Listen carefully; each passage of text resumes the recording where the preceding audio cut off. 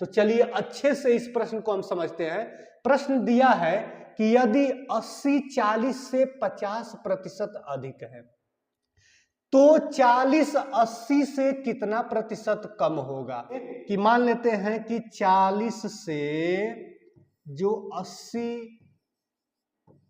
पर पहुंच रहा है संख्या, यह इससे कितना अधिक, 50% अधिक।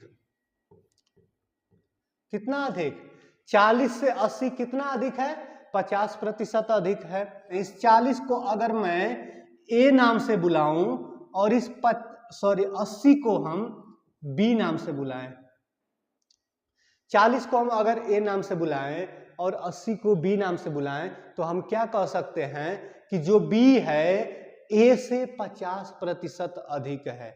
जो बी होगा वह ए से कितना अधिक होगा, 50% अधिक होगा। यानी कहने का मतलब क्या है कि अगर ए की वैल्यू 100 होगी, ए की वैल्यू 100 होगी तो इससे 50% अधिक यानी बी की वैल्यू 150 होगी। क्यों, क्योंकि 100 का 50% 50 ही होगा और 50 को जब 100 में जोड़ देंगे तो 150 हो जाएगा।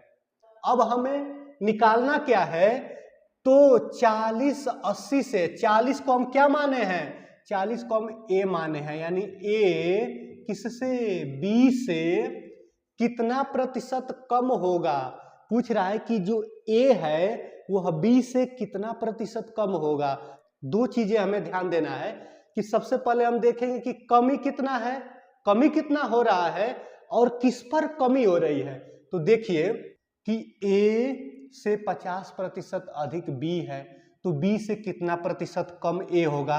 तो सबसे पहले हम देखेंगे कि बी से जो ए है, बी से जो ए है कितना कम है, बी से ए कितना कम होगा। तो सिंपल सा आपको दिखाई दे रहा है कि ये 100 है और ये 150 है, यानी कमी कितने की दिखाई दे रही है, तो 50 की हमें कमी दिखाई दे रही है। और किस पर कमी दिखाई दे रही है, बी से न पूछ रहा है, किससे पूछ रहा है, बी से पूछ रहा है, बी से।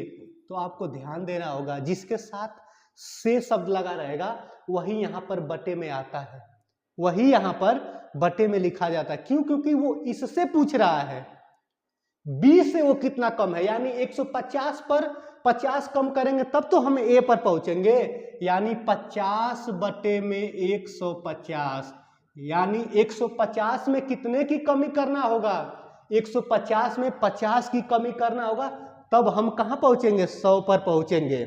ठीक है, तो 50 बटा में 150 यहां दिख रहा है, बस इसको प्रतिशत में चेंज कर दीजिए, 100 से सीधे सीधे गुणा कर दीजिए। ठीक है, तो गुणा करेंगे तो कैसे सॉल्व करते हैं, 50 से कम 50 और देखिए यहां पर कितनी बार, तो 3 बार में ये कटेगा, 50 तिहाई कितना होगा, 150 होता है, 3 बार में कटेगा। और 3 से 100 को काटना बेहद इजी है, 3 से 100 में भाग देंगे तो 33 तिया 99 होता है, 33 तिया 99 और एक शेष बचेगा, 33 तिया 99 और एक आपका शेष बचेगा, 33 तिया 99 एक शेष बचा और 3 से हम भाग दिए थे, यानी 33 सही 1/3%।